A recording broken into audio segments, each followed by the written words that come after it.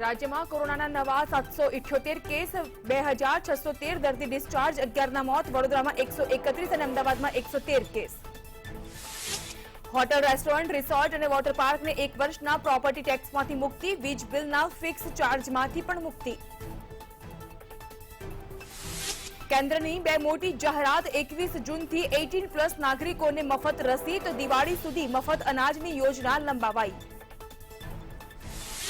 ધોરાજીના ભૂતવડની nursing કોલેજમાં મંજૂરી વિના પૂરક પરીક્ષા યોજાઈ. નિયમોનો ઉલાળ્યો કરવામાં આવ્યો. રાજ્યમાં છૂટોછવાયો વરસાદ. ખેડૂતોએ વાવણીની તૈયારી શરૂ કરી. 1 સપ્તાહ બાદ ચોમાસાનો વિધિવત પ્રારંભ થશે. હાલ પેટ્રોલ ડીઝલમાં ભાવ ઘટાડાની શક્યતા નથી. પેટ્રોલિયમ મંત્રીનું નિવેદન. આંતરરાષ્ટ્રીય બજારમાં ક્રૂડના ભાવનું ધર્યું કારણ.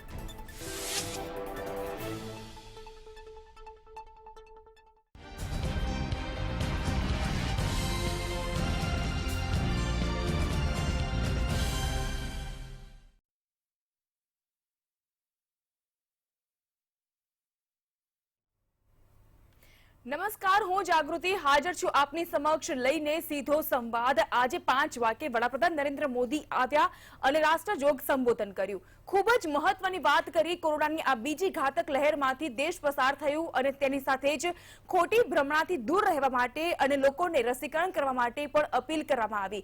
જોકે આ રાષ્ટ્રજોગ સંબોધનને લઈને દેશવાસીઓમાં કેટલીક રાહતની સમાચારની આશા અપેક્ષા હતી, જે ઠગારી નીવડી છે. પરંતુ 2 મહત્વની યોજના તો લંબાવાઈ છે.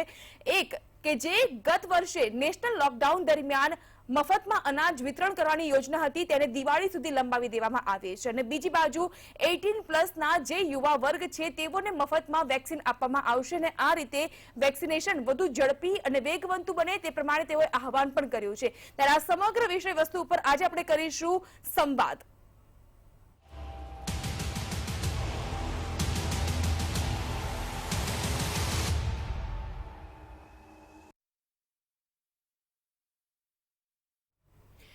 કોરોનાની આફત, અન્નની રાહત, એટલે આ જે સમયગાળો છે કોરોનાનો, આ સમયગાળાની અંદર અનેક એવા વર્ગ છે કે જે લોકોની કમર તૂટી ગઈ છે. એક બાજુ મોંઘવારી માંજા મૂકી રહી છે, બીજી બાજુ કોરોનાને કારણે રાત્રિ કર્ફ્યુ, લોકડાઉન અને તેમાં વેપાર ધંધા પડી ભાગ્યા છે. પરંતુ રાષ્ટ્રજોગ સંબોધનને કારણે જે પ્રકારની જોગવાઈ કરવામાં આવી છે, 80 કરોડ પરિવાર જે ગરીબી રેખામાં આવે છે તેઓને નવેમ્બર દિવાળી સુધી મફતમાં અન્ન પૂરું પાડવામાં આવશે અને આ જાહેરાત કરવામાં આવી છે. ત્યારે આપણી સાથે જોડાઈ ચૂક્યા છે સિનિયર પત્રકાર છે કિશોર અંજારિયા. આપનું સ્વાગત કિશોરભાઈ. કિશોરભાઈ, સૌથી પહેલા તો હું આપને એ જણાવવા માંગીશ કે જે પણ પ્રકારની વડાપ્રધાન દ્વારા રાષ્ટ્રજોગ સંબોધનમાં જાહેરાત કરવામાં આવી છે, આપ આ જાહેરાતને કઈ રીતે જોઈ રહ્યા છો?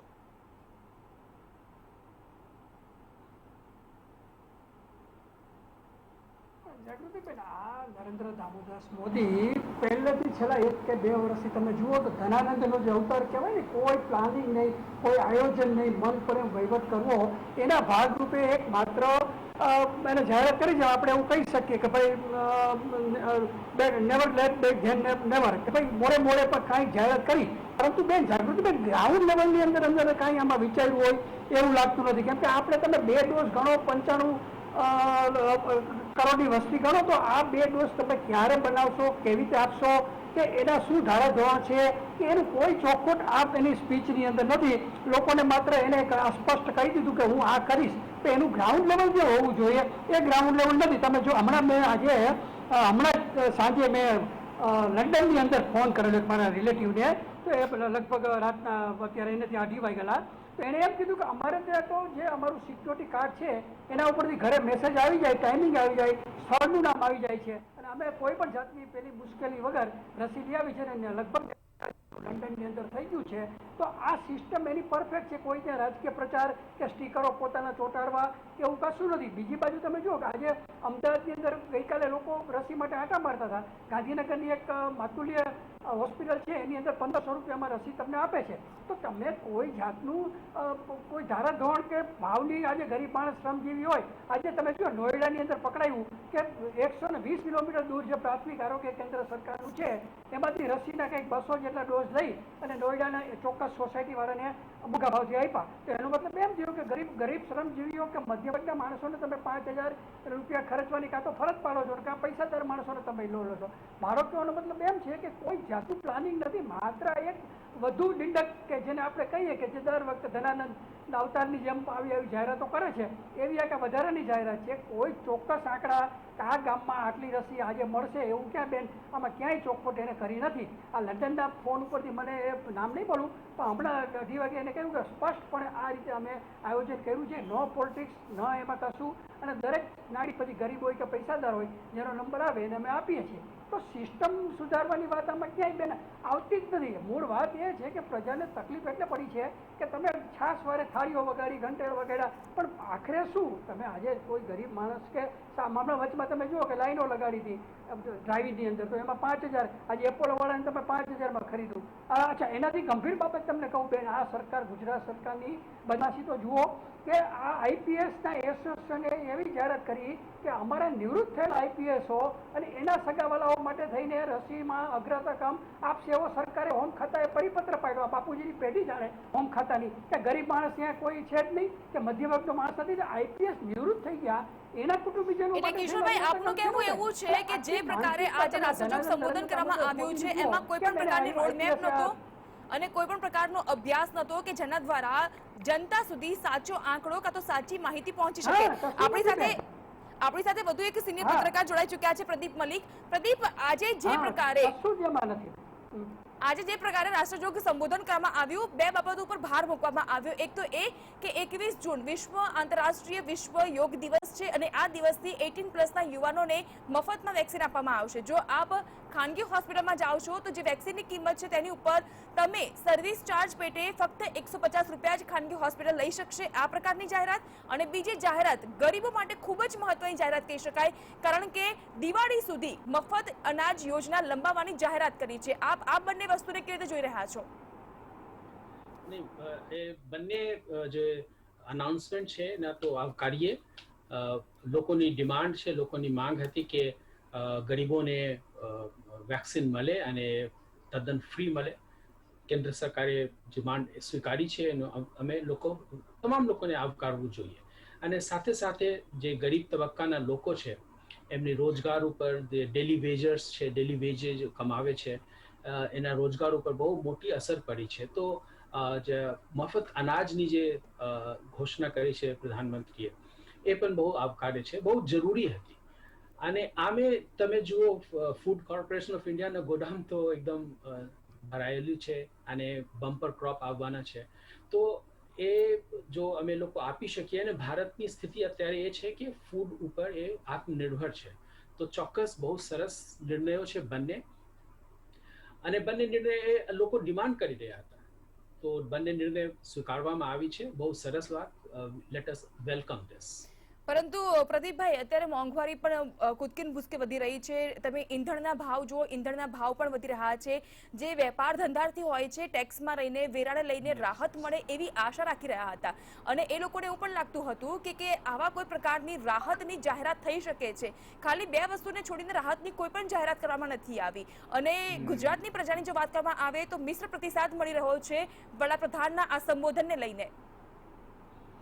એ ચોક્કસ લોકોને બેરોજગારી છે અને આ જ્યારે અનએમ્પ્લોયમેન્ટ રેશિયો એટલી છે, રોજગાર ધંધાને એટલા મોટા ફટકા પડી છે. લોકોને એક્સપેક્ટેશન તો હોય કે વડાપ્રધાન કે કોઈ સરકાર, રાજ્ય સરકાર, કેન્દ્ર સરકાર થોડીક રાહત આપે. પણ અત્યારે તમે જુઓ, જે નેશનલ ઇકોનોમી છે, રાષ્ટ્રીય ઇકોનોમી છે, અર્થવ્યવસ્થા છે, એ મને નથી લાગતો કે સરકારને, કાં તો રાજ્ય સરકાર કે કેન્દ્ર સરકારને કોઈ એલ્બો રૂમ, કોઈ જગ્યા છે જ્યાં એ લોકો કોઈ રાહત આપી શકે.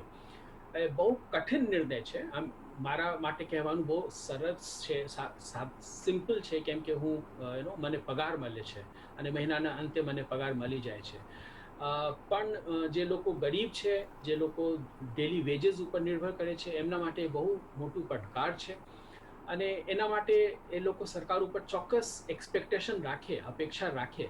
પણ અત્યારની જે ઇકોનોમી છે, મને નથી લાગતી કે સરકાર પાસે કોઈ એલ્બો રૂમ છે કે કોઈ મોટી રાહત આપી શકે. અને ઈંધણની વાત કરીએ તો ઈંધણની વાત તો વર્ષોથી એ માર્કેટ ડ્રિવન છે.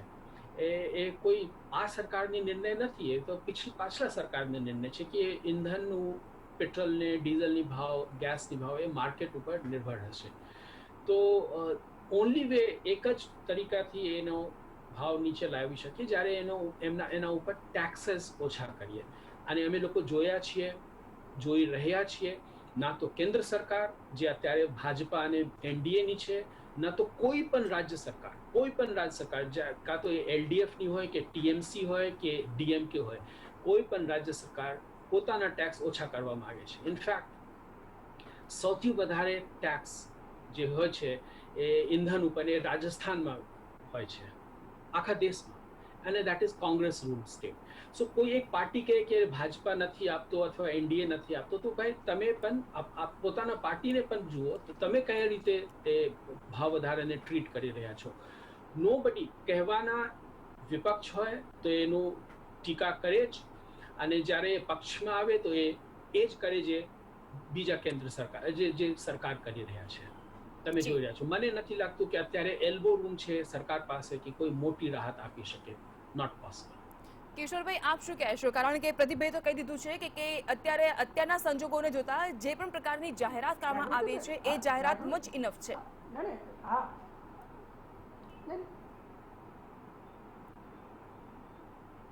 જાગૃતિબેન, આ તો ધનાનંદનો અવતાર નરેન્દ્ર દામોદાસ મોદીએ જો ધાર્યું હોત તો બિન ઉત્પાદક ખર્ચા જે દેશની અંદર થઈ રહ્યા છે, સિક્યોરિટીથી માંડીને એના બીજા બધા જે 8,000 કરોડના પ્લેનથી માંડીને અનેક પ્રકારના બિન ઉત્પાદક ખર્ચો બંધ કરી દેવામાં આવે. અને બીજું કે એણે વચન આપેલું હતું, બીજા બધા યુપીએની સરકાર ચોર હતી તમે એમ કહેતા હતા, એનામાં ભાવ વધારો તો તમે એમ કહેતા હતા, એના ઉપરથી તમને લોકોએ મત એટલા માટે આપેલા હતા કે તમે ભાવ સપાટીને કંટ્રોલમાં રાખો. મનમોહન સિંહે તો રાખી હતી.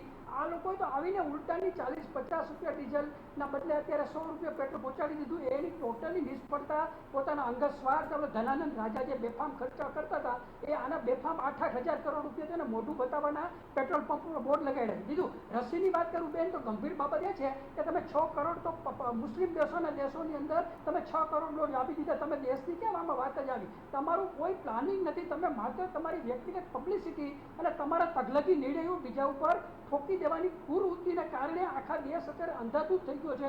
એવું હું નથી કહેતો. ન્યુયોર્ક ટાઈમ્સ, ગાર્ડિયન, ઇન્ટરનેશનલ લેવલના જેટલા પ્રતિષ્ઠિત મેગેઝીનો, દૈનિકો છે, એ બધાય નરેન્દ્ર દામોદાસ મોદીની ટીકા કરી અને ગંભીરપણે કહ્યું કે આ તદ્દન નિષ્ફળ વહીવટમાં ગયેલા છે, કેમ કે ખીચડી ખાતા હોય ને દૂધપાક મળી ગયો. આ લોકોએ કોઈની સત્તા ભોગવી નહોતી અને આવી ગઈ છે, એના કારણે પચાવી નથી શકતા. કોઈને પૂછવું નથી. અર્થશાસ્ત્રીઓ નારાજ, તમે જુઓ કોઈ વૈજ્ઞાનિકો નારાજ, તમે કોઈને પૂછતા જ નથી. હું ને મંગળ બાવો એ 2 જણા તમે રાજ ચલાવવાની જે પ્રવૃત્તિ છે એના કારણે દેશમાં અત્યારે અંધાધૂંધી ફેલાઈ ગઈ છે. તમે રસીની વાત પેલા કેમ તમે 6 મહિના પહેલા ઓર્ડર નો આપ્યો? રસીની કંપનીવાળા એમ કહે છે કે અમને તો ઓર્ડર આપ્યો જ નથી. અને રસીનું પ્રોડક્શન ભારતમાં તો જે કોકાકોલાની પેલી ફોર્મ્યુલા આપણે બનાવીએ છીએ એવી કે ભારતની કોઈ રસી બનાવી નથી. તો જે તે સમયે તમે ઓર્ડર કેમ ન આપ્યો? કારણ કે તમારે ખર્ચા બીજા કરવા હતા.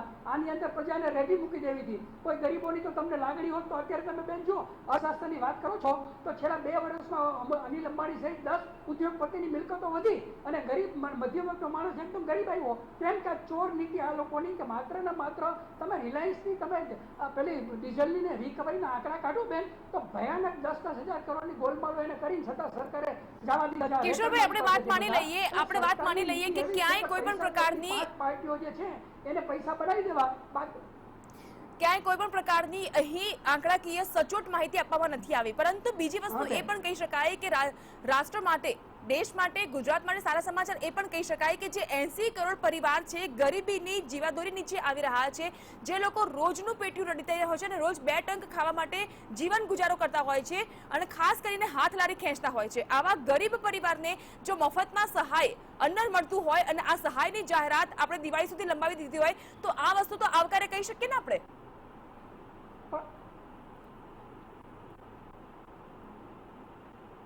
જાગૃતિબેન, મૂળ મુદ્દો એ છે કે અનાજ તમે આપવાની જાહેરાત કરો છો, પણ છેલ્લે સુધી જો તમે ભીલોડા કે સાબરકાંઠામાં જાઓ તો અહીંયા પહાડી એરિયાની અંદર પહોંચતું નથી. લોકોના નામે, ખોટા નામે બીજા લોકો લઈ જાય છે. આવા સંખ્યાબંધ કેસો થાય છે. ને બીજું, અનાજ એટલું બધું વધારાનું છે કે તમે ન વાપરો તો બગડી જાય. જેટલું તમે અનાજ નથી આપતા ને બેન, એટલું તમે ફૂડ કોર્પોરેશન ઓફ ઇન્ડિયાના આંકડા કાઢો, એના કરતાં ડબલ તો બગડી જાય છે મિસમેનેજમેન્ટને કારણે. અને બીજું કે એ અનાજ કેટલું તમે આપીને આપો છો, એને 5 માણસો છે હિસાબ કાઢો તો એના આંકડા કાઢો તમે રિસર્ચ, તો એમાં કશું હાથમાં નથી આવતું. ઠીક છે કે તમે એક સસ્તી પબ્લિસિટી માટે થઈને તમે આપવાની વાત કરો છો 5 કિલો કે 10 કિલો, પણ એનાથી કંઈ એને 5 જણાને કુટુંબનું પેટ નથી ભરાતું કે તમે આજે એમ કહી દો છો કે અમે અનાજ આપી દીધું. એ 50% પાસે તો પહોંચતું જ નથી બેન. તમે ભિલોડા, સાબરકાંઠા, આદિવાસી વિસ્તારમાં કોઈને પણ જઈને પૂછો કે ભાઈ અમને મળે છે તો કે 90%, 80% ના પાડે છે.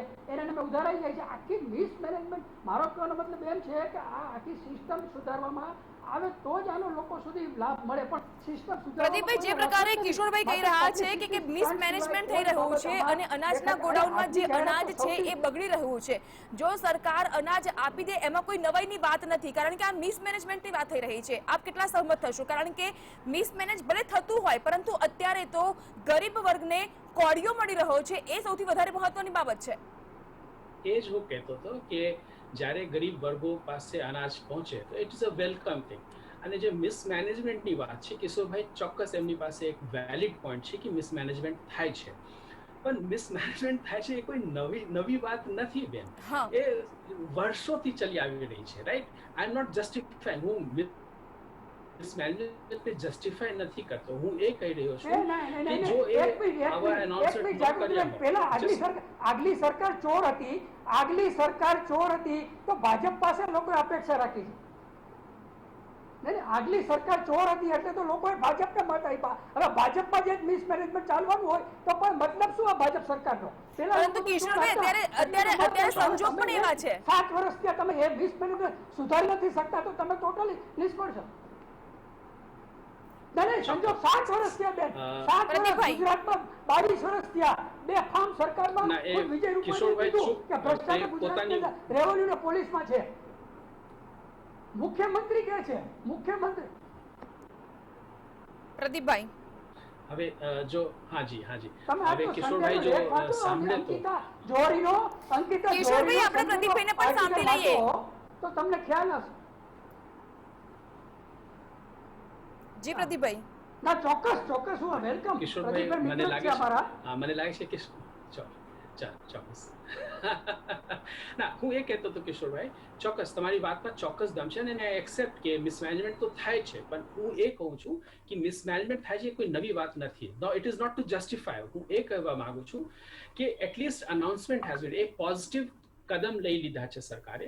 હવે આ જે મિસમેનેજમેન્ટની વાત છે, ઇફ અગર મિસમેનેજમેન્ટ છે તો ઓવરનાઇટ તો રાતોરાત તો દૂર થવાની નથી.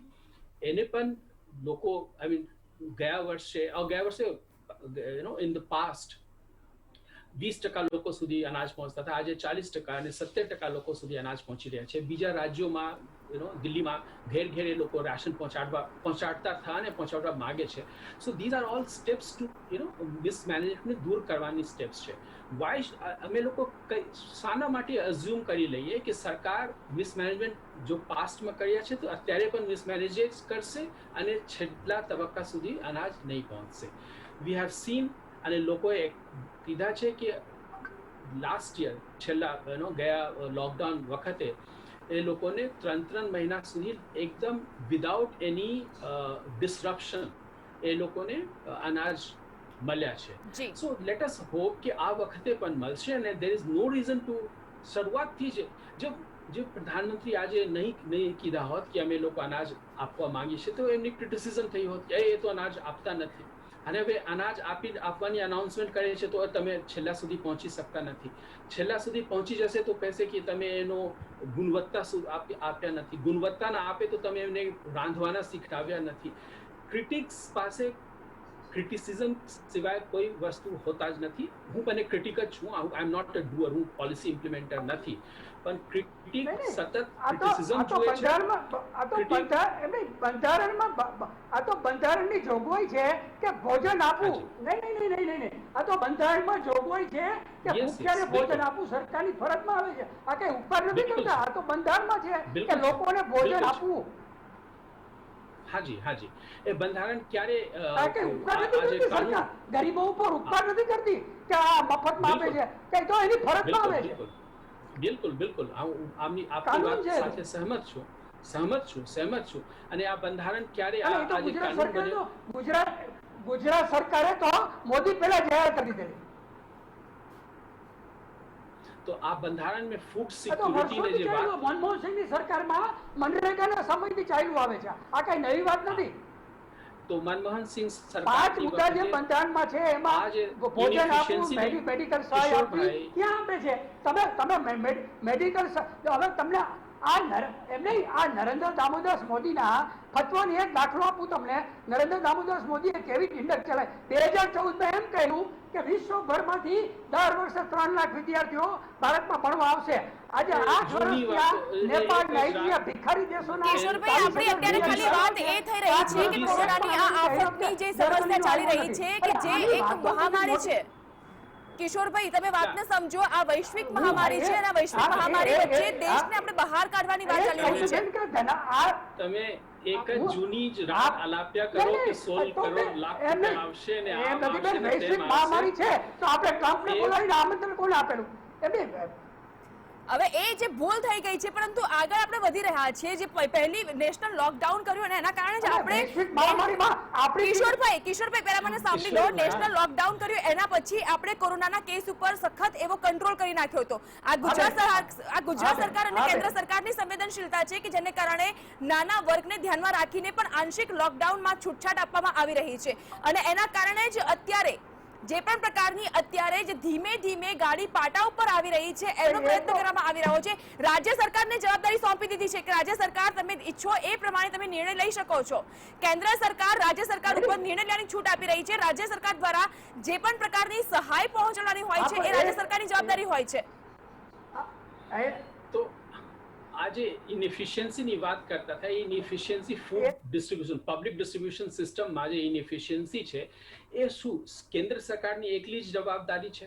ના, બીજા રાજ્યોના સરકારની જવાબદારી નથી કે એ લોકો એફિશિયન્ટ મારા સરકારે જવાબદારી છટકી દીધી.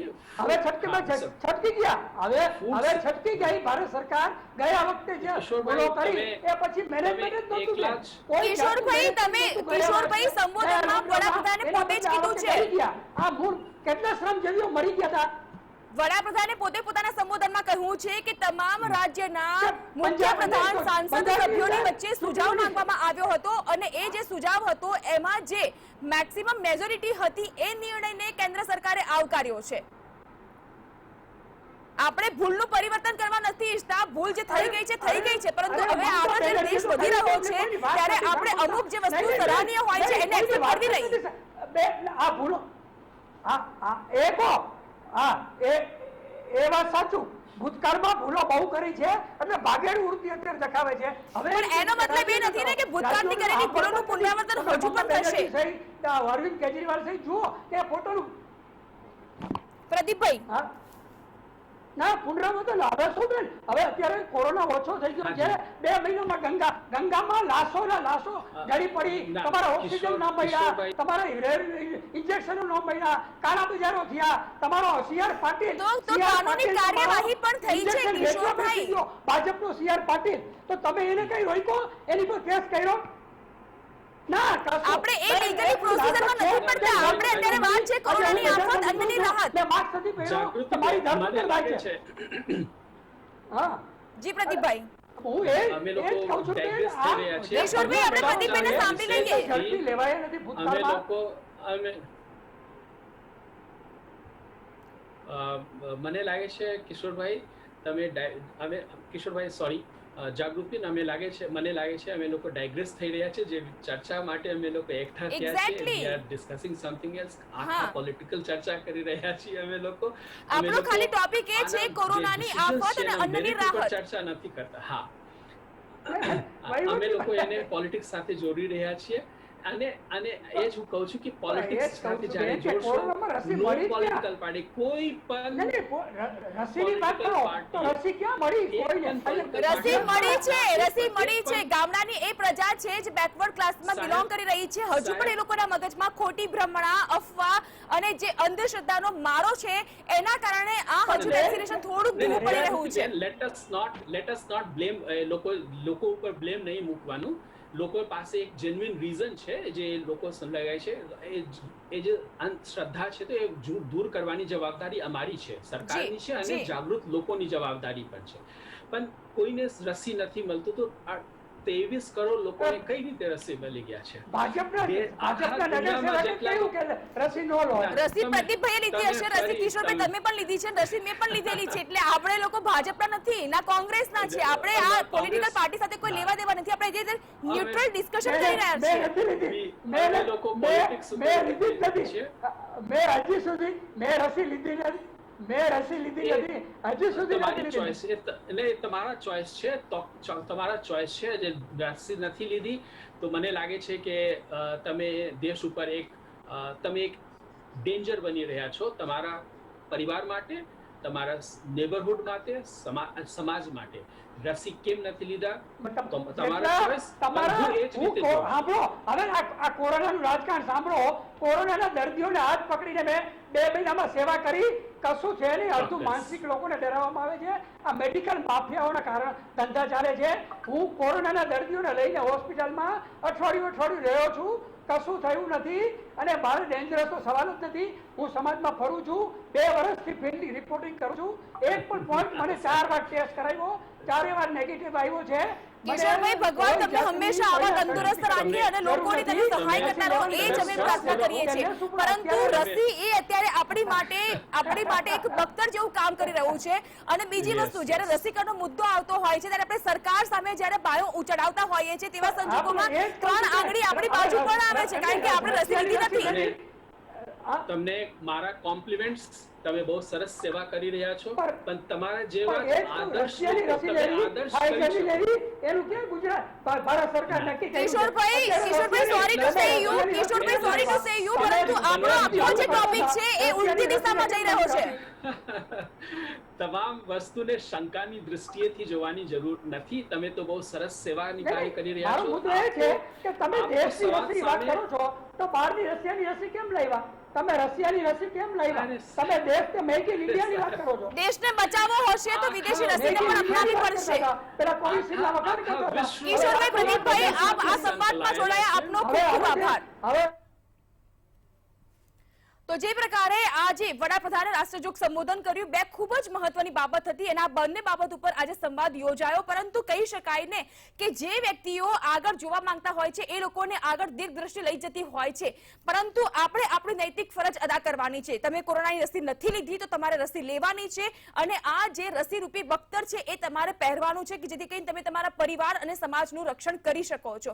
અને ગરીબ પરિવારોની વાત છે કે જ્યાં એ લોકોને એક ટંક ખાવાના ફાંફા પડતા હતા તેવા પરિવાર સુધી, 80 કરોડથી વધુ ગરીબ પરિવાર સુધી હવે અનાજ મફતમાં પહોંચશે. દિવાળી સુધી આ પરિવાર હવે ભરપેટ ખાઈને રાત્રે ઊંઘી શકશે. આ એક કેન્દ્ર સરકારની જે મહત્વની જાહેરાત હતી એ ખૂબ જ મહત્વની જાહેરાત સ્વીકાર્ય પણ બની છે. આવતીકાલે ફરીથી મળીશું, એક નવા ટોપિક સાથે સંવાદ કરીશું. હાલ મને આપો રજા અને આપ જોતા રહો મંતવ્ય ન્યૂઝ અને આપ લોગિન પણ કરી શકો છો www.mantavynews.com પર. નમસ્કાર.